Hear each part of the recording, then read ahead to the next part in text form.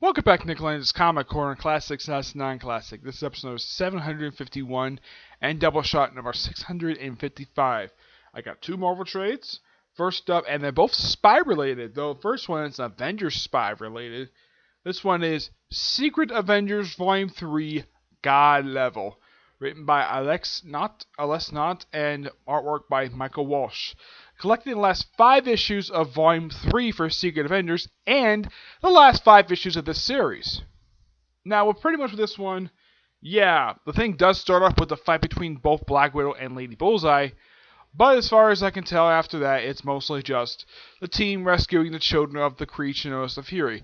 Those of you who don't know who the heck the Fury is, he is technically an old enemy of Captain Britain. Yep.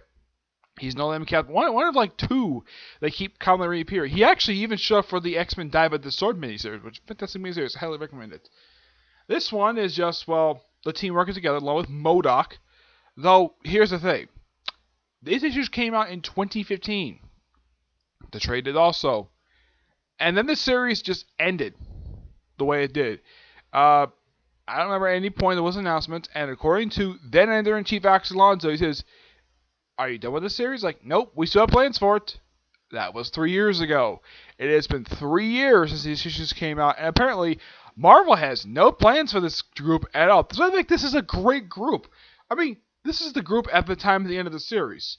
It's comprised of Hawkeye, Black Widow, Maria Hill, yeah, she was part of the group, Phil Coulson, yes, Phil Coulson from Marvel Cinematic Universe. He was added to the Marvel Comic Universe thanks to the series miniseries Battle Scars, the Black Nick Fury, also from Battle Scars, M.O.D.O.K Superior, who actually I thought was a crazy Jeff Lowe, actually crazy Jeff Parker, right after Jeff Lowe left the book. And I'm trying to think though, I think that's it. Yep. Yeah, this is the lab at the end of the series, and I gotta appreciate Lex not basically having Black Widow fight Lady Bullseye. I mean, why not? She is a villain in the Marvel Universe, so why not have Black Widow fight her? Like, if they were to do a Black Widow movie, Lady Bullseye might be a fantastic choice, but I recommend her first show up on Daredevil on Netflix series first, then show up in the movies. That's my recommendation for that. And of course, the thing ends with the whole group going on vacation. Yep. Also, the Fury finds his own, like, the Fury finds his own, let's say, mate, as it were, and they proceeded to imply they may have had sex, but I can't tell with these two creatures because they don't wear any clothing. Yep. But it's a nice, sweet, happy ending, and it's implied that also Maria Hill may have found out that M.O.D.O.K was in love with her. Yes, M.O.D.O.K. This guy. The big bald guy with the spider legs is in love with Maria Hill. I mean, why not? Maria Hill is a smoking hot woman. I mean, does it imply that they did it together?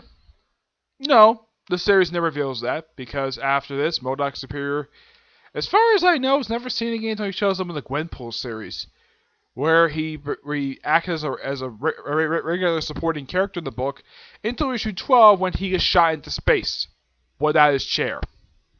Yep. As the rest of the characters, well, Phil Coulson's dead. He got killed by Deadpool prior to the Second Empire. Nick Fury Jr. still occasionally pops up now and again, though half the time written like a complete jerk. I mean, worse than his father. Maria Hill still occasionally makes appearances, though she has been removed from director of S.H.I.E.L.D. S.H.I.E.L.D. itself no longer exists in the Marvel Universe. I think it's quite stupid.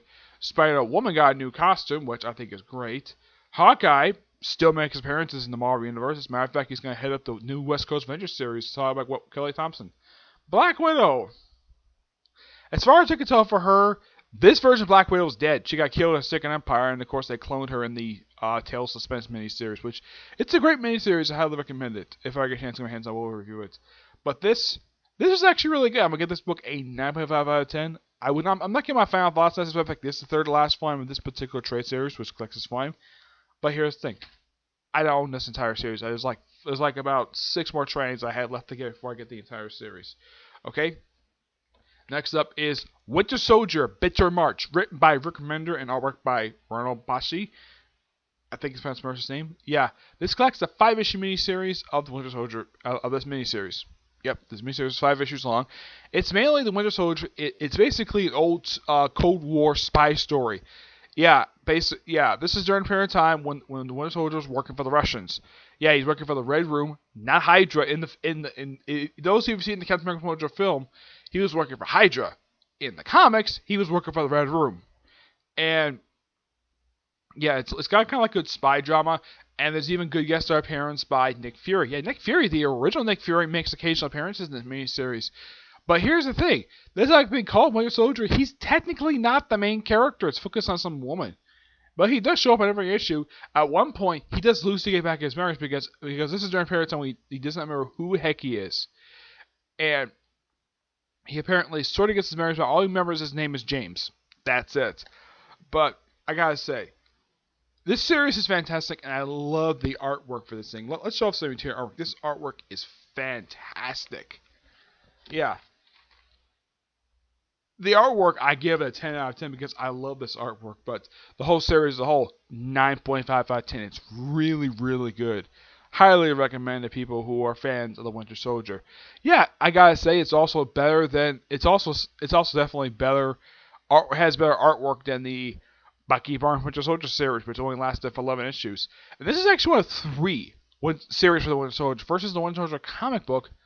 I think next was this.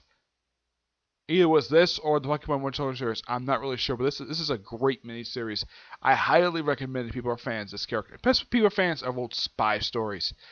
And I really think Recommender, basically, with this, he could do a James Bond miniseries. If he wanted to, okay? Alright, so that's it for this episode. Stay tuned for the next episode where I'm going to do two trades. They're kind of like the last ones for these ones, but you'll find out what they are in the next episode, okay? But to see you there. Bye.